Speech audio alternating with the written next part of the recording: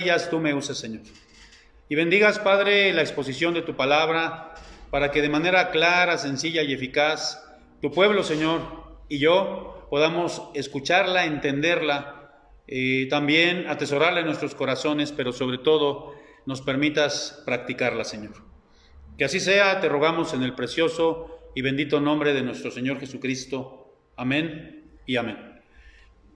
Vamos a darle dos. Ya hicimos la lectura de este pasaje de Lucas 18 del 1 al 8. De hecho, es el único de los evangelios que registra esta parábola. Y vamos a ver, hermanos, que esta parábola, el tema principal de esta parábola, como ponemos ahí, es orar siempre y no desmayar.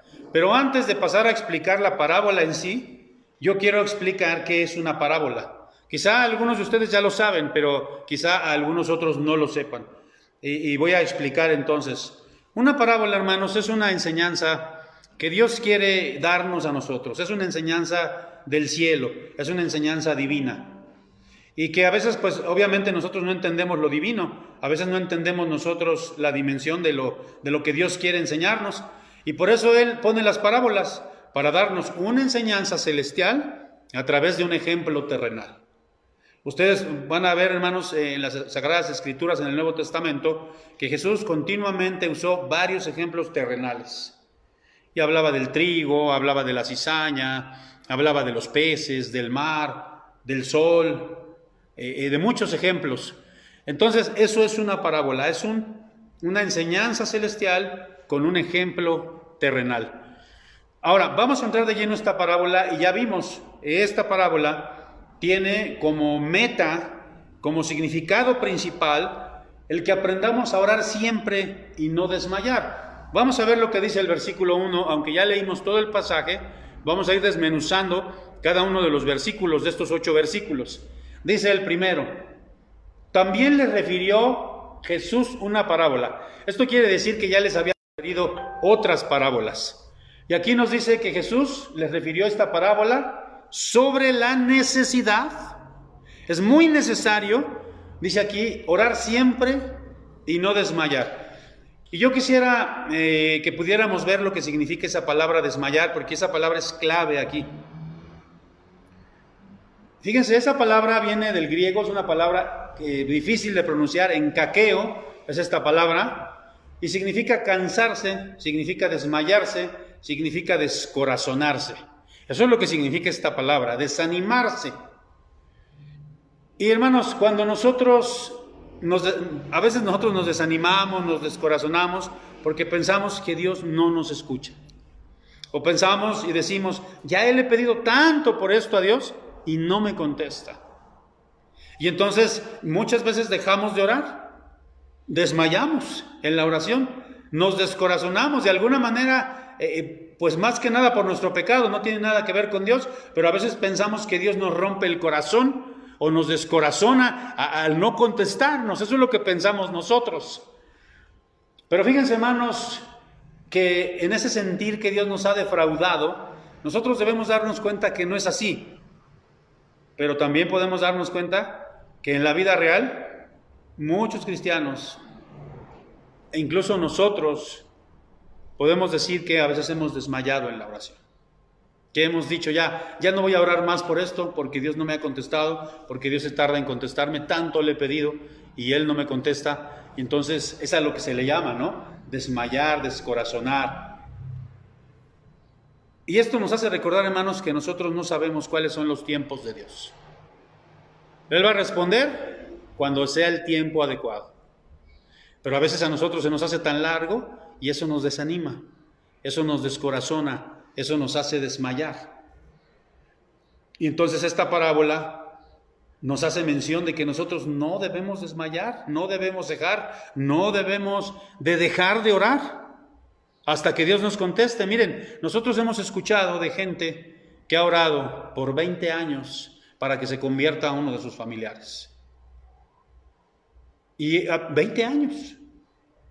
Yo me acuerdo mucho de un hermano de una iglesia, ahorita me acordé de él, el hermano Fidencio, era un hermano, un viejito, era diácono en la iglesia, en una iglesia donde pastoreé, y él tocaba la armónica, y siempre pasaba a cantar, y a veces no nos dejaba opción, pero no nos gustaba mucho dejarlo pasar porque se tardaba mucho y decía, hermanos, déjenme una participación, decía el hermano.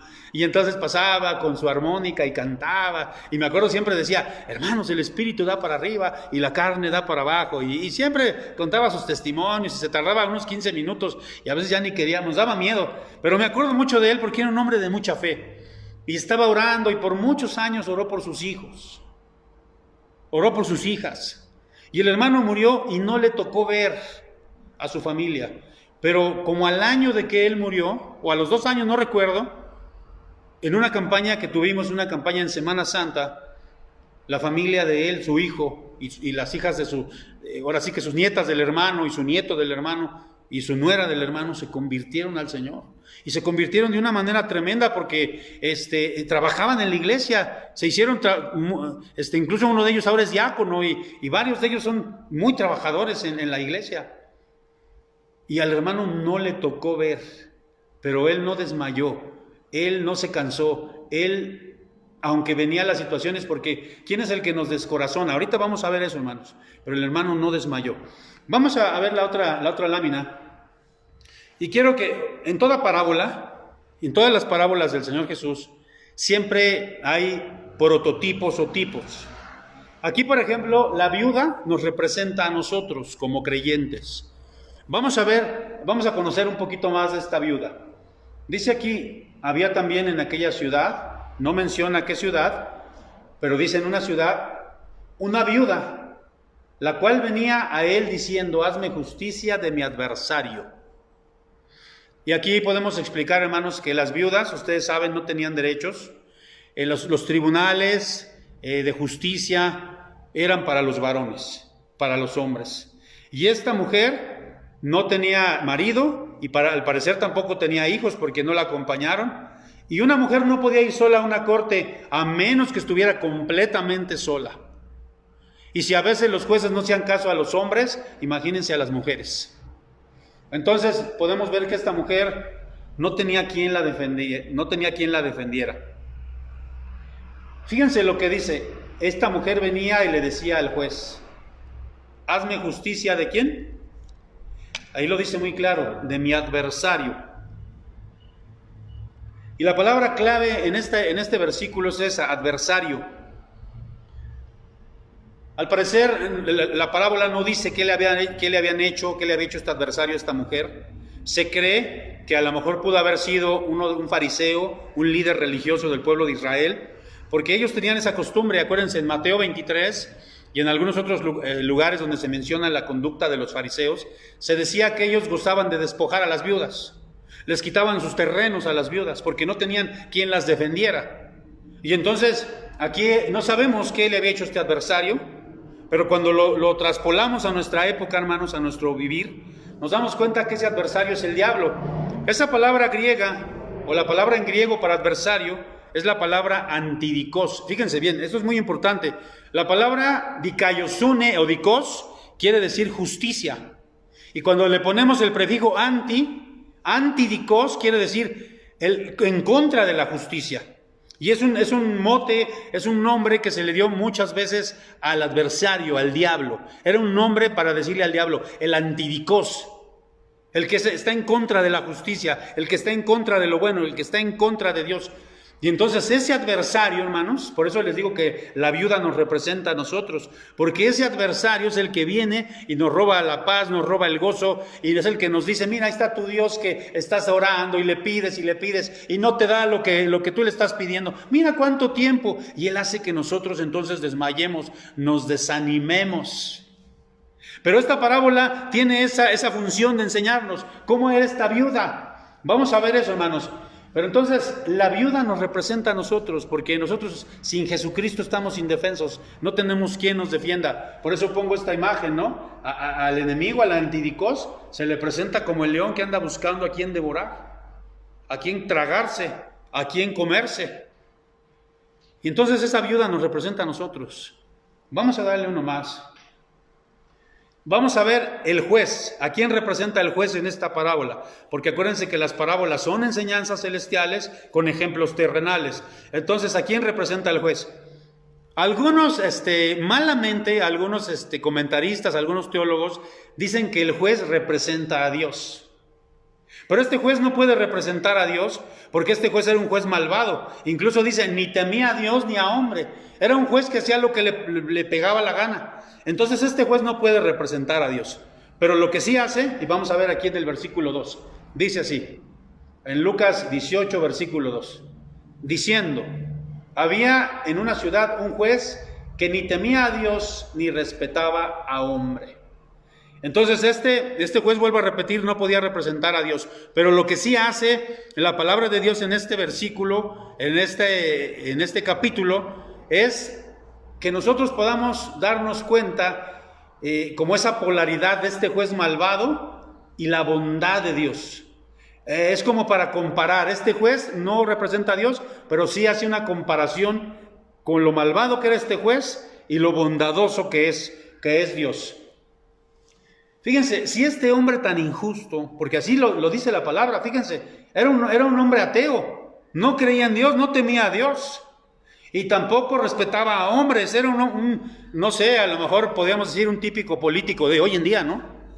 No todos, pero algunos, ¿no? Ni le temen a Dios ni respetan a los hombres, están ahí nada más para ganar dinero.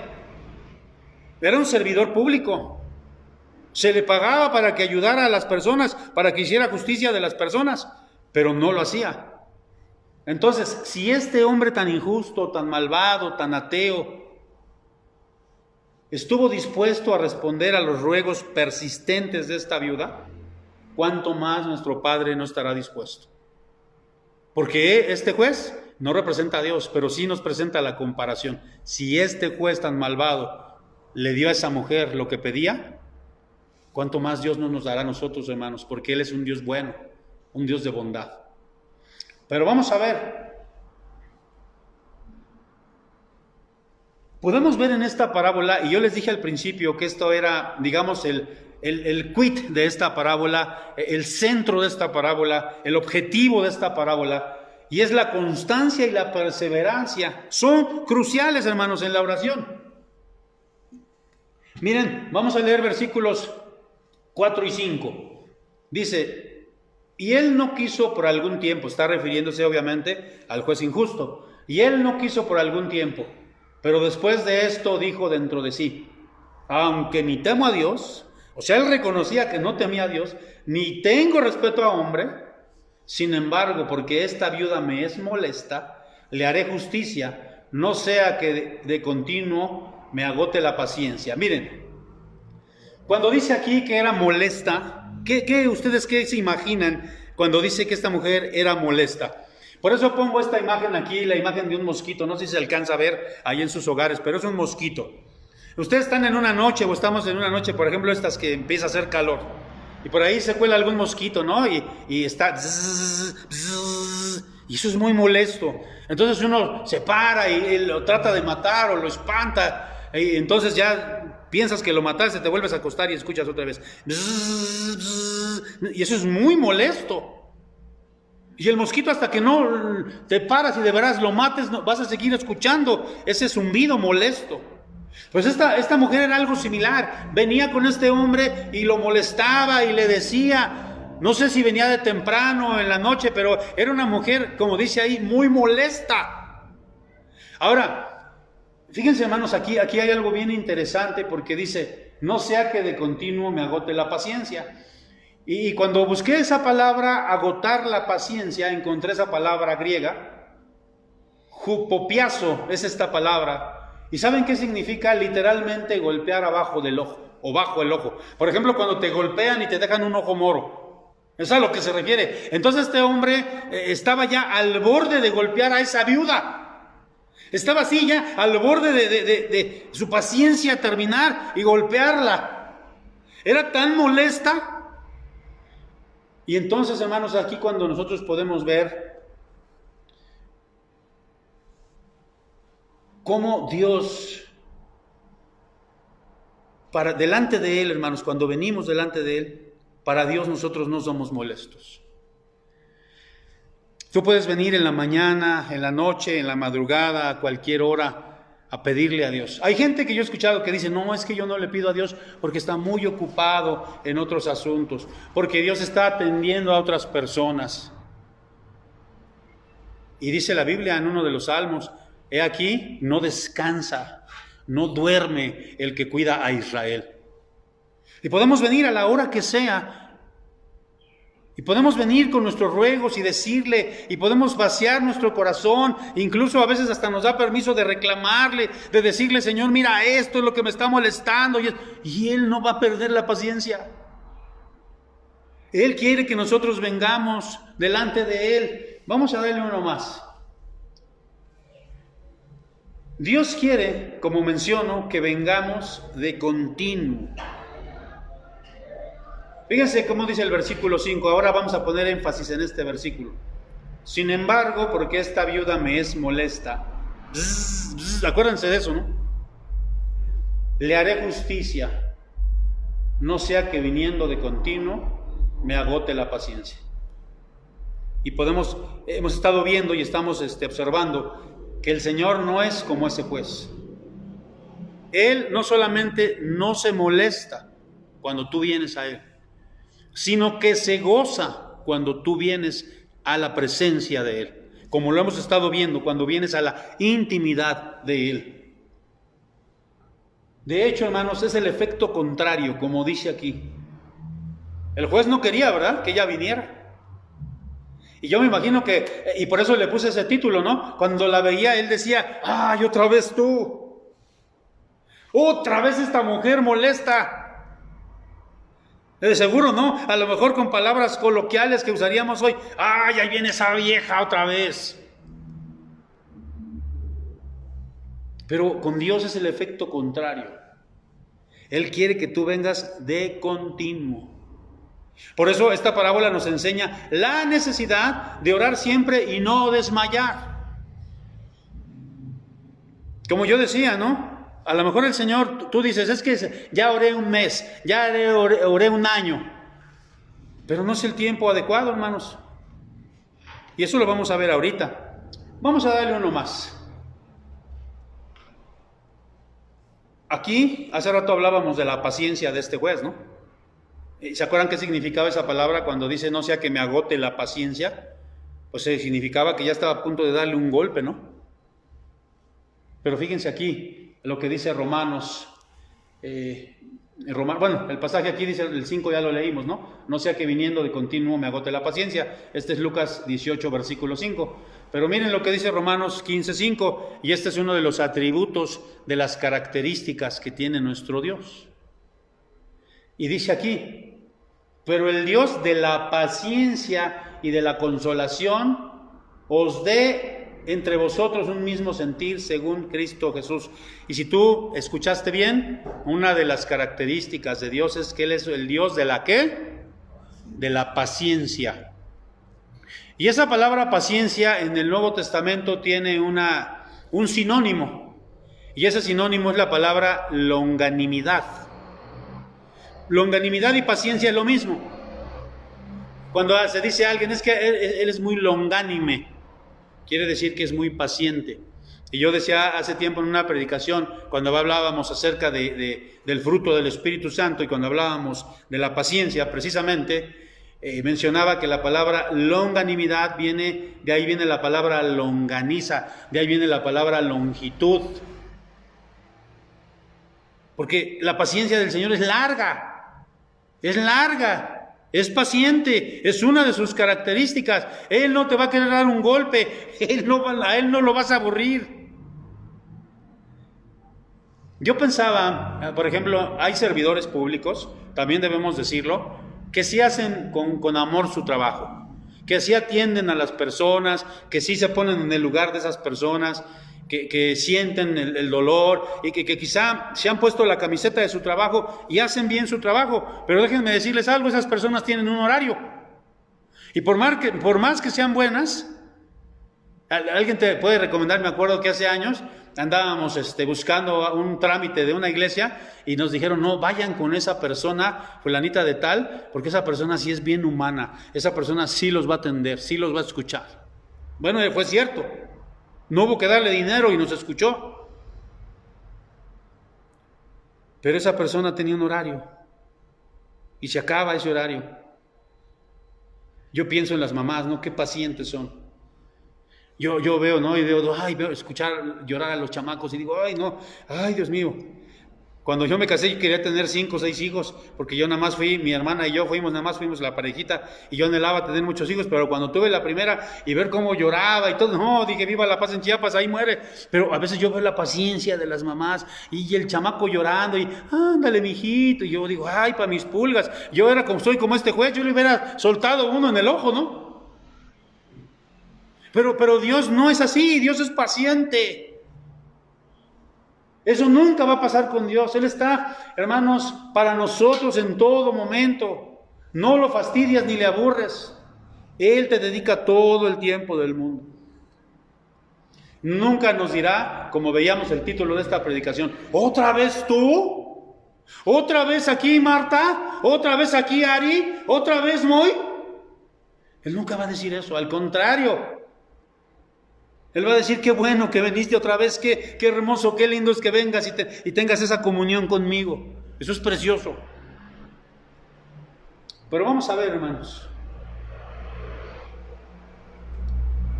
Fíjense, en esta última parte me voy a detener un poquito. Como la misma parábola dice que el Señor contestará y no se tardará. Y dice el versículo 6, acuérdense, son 8 versículos. Aquí vamos a leer los últimos 3 versículos. Y dijo el Señor, oíd lo que dijo el juez. O sea, el Señor Jesucristo dijo, fíjense cómo contestó este impío. A pesar de que era un impío, cómo sí contestó, cómo sí tuvo que hacer justicia. Oíd lo que dijo el juez injusto. Y dice el versículo 7, ¿y acaso Dios no hará justicia a quiénes? A sus escogidos. A sus escogidos. Y yo digo, Señor, yo soy tu escogido, nosotros somos tus escogidos, nos harás justicia. Ya vimos qué significa la palabra antidicos, el que no hace justicia, el diablo, el que nada más nos quiere amolar, el que quiere echarnos a perder todo. Pero Dios es el Dios que nos hace justicia. Pero allá hay alguna cláusula bien importante. ¿Y acaso Dios no hará justicia a sus escogidos? Y ahí está la clave, hermanos. Que claman a Él cada que se acuerdan. Que claman a Él solamente cuando tienen el problema enfrente. Que claman a Él cuando tienen un enfermo. Y decía yo, ¿verdad? Que no sé si se acuerdan que puse esta, es una parábola también, pero es una parábola que no está en la Biblia, ¿no? Es de un hermano, de un autor, de un libro que le puso, es la parábola de la llanta, decía. Y decía que nosotros tenemos esa mentalidad a veces de que nos acordamos de Dios, y decía, es como la llanta de refacción del carro. Nunca me acuerdo de ella, ni siquiera pienso en ella.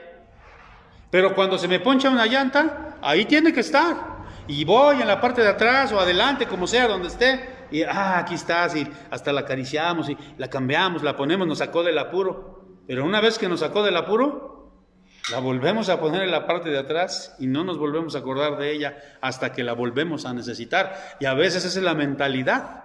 Pero aquí dice, los que claman a Él día y noche.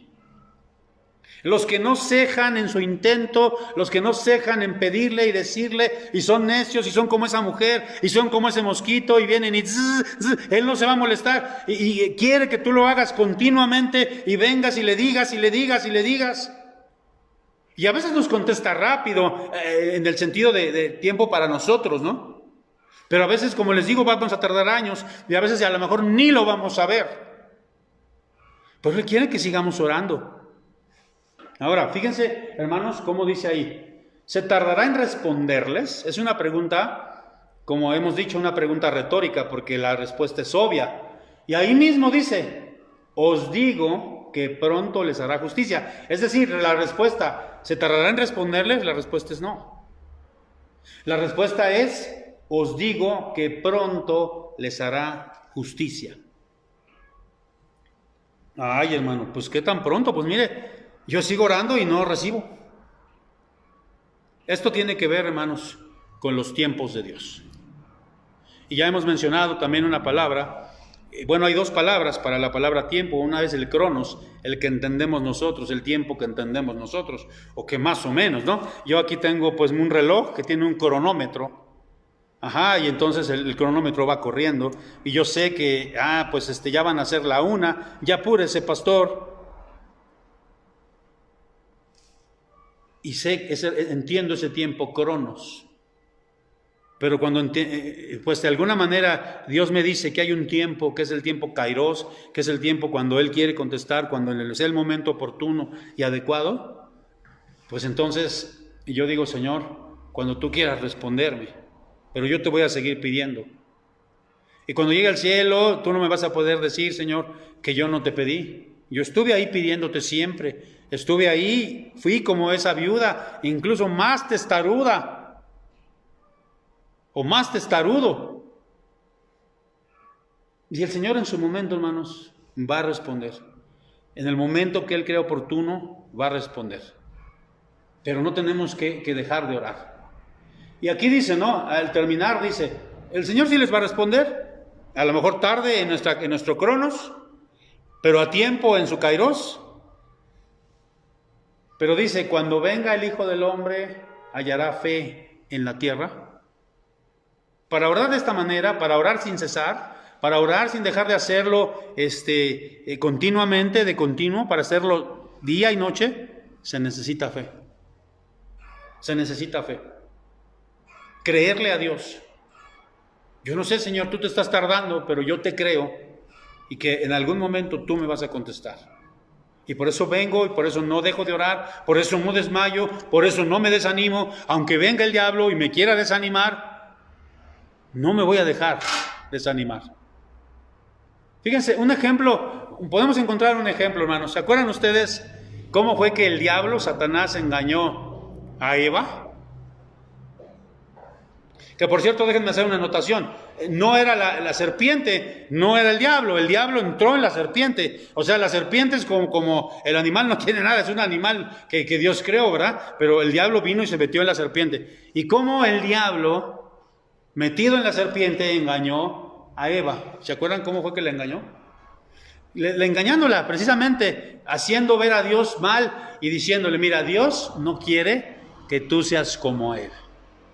En pocas palabras, Dios no quiere que tú seas feliz si lo transportamos a esta época. Dios no te contesta, mira tanto que le has orado, y Él no te contesta. Y entonces desmayamos. Por eso les digo, en la parte final, en el versículo, dice, ¿verdad? Pero cuando venga el Hijo del Hombre, ¿hallará fe en la tierra? Entonces, para terminar, hermanos, ¿qué necesitamos para que Dios nos conteste según este versículo? Que nosotros clamemos día y noche. Y ahí, hermanos, la palabra es muy clave porque dice clamar. Muchas personas llegan y, por ejemplo, es que yo oro todos los días, pastor. Sí, pues llega muy bien cansado de trabajar, cena, se ve las noticias y entonces antes de dormir se acuesta. Bueno, sí, antes de dormir se va, pues tienen que acostar. Se acuesta y entonces está ahí y dice, voy a orar. Señor, pues te ruego que bendigas bien. Y se queda bien dormido. Yo oré, pastor. No se me va a olvidar nunca, para que tengamos esa situación de cómo a veces tomamos la oración de una manera tan ligera. En una ocasión en una iglesia se le pidió a una hermana allí en el culto, y se le pidió, hermana, por favor haga la oración de no sé qué le pidieron que hiciera allí en el culto. Y la hermana pues estaba medio somnolienta ahí en el culto, y entonces pues sí, alguien le hizo así, ya se paró, y la hermana comenzó a orar por los alimentos. Imagínense qué vergüenza, ¿no? Porque nosotros a veces no tomamos en cuenta lo que es clamar, lo que de veras es derramar nuestra alma delante de Dios. Y es a lo que se refiere aquí. Que claman, ni siquiera dice que piden día y noche, que claman día y noche. Si yo salgo y empiezo, ¡ayúdenme! ¡Ayúdenme! ¡Alguien! ¡Auxilio! ¡Ayúdenme! Estoy clamando por ayuda. Eso es clamar, que claman a Él día y noche. Entonces, dice Santiago, pedís y no recibís porque pedís mal, Y parte de ese pedir mal es que nosotros no pedimos con constancia. Quiero terminar, hermanos. ¿Cuál fue el título de esta predicación? ¿Otra vez tú? Y el Señor quiere decirlo, ¿verdad? Porque eso sería así como interrogante, como en pregunta, como, ¿otra vez tú? Ya vienes a moler, pero lo podríamos cambiar de énfasis. El Señor, ¿cómo lo diría? Otra vez tú. Como diciendo, qué hermoso que estés aquí en mi presencia, nuevamente. Vamos a orar.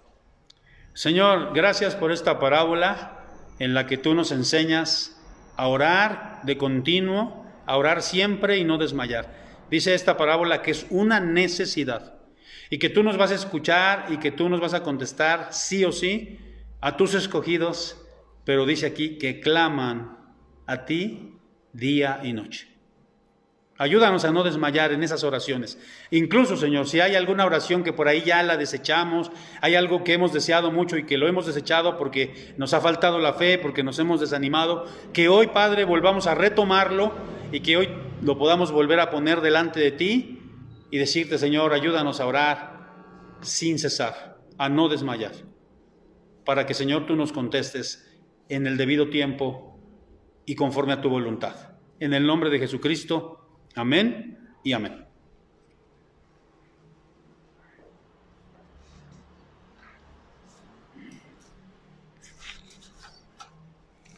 Hermanos, demos gracias a Dios por esta hermosa palabra que nos ha traído en la voz del pastor Armando. Pidamos a Dios que esta palabra pues sea atesorada en nuestra mente y en nuestro corazón y podamos ponerla en práctica. Vamos a continuar ahora, hermanos, y vamos a entonar el himno 520, Oh, qué amigo nos es Cristo.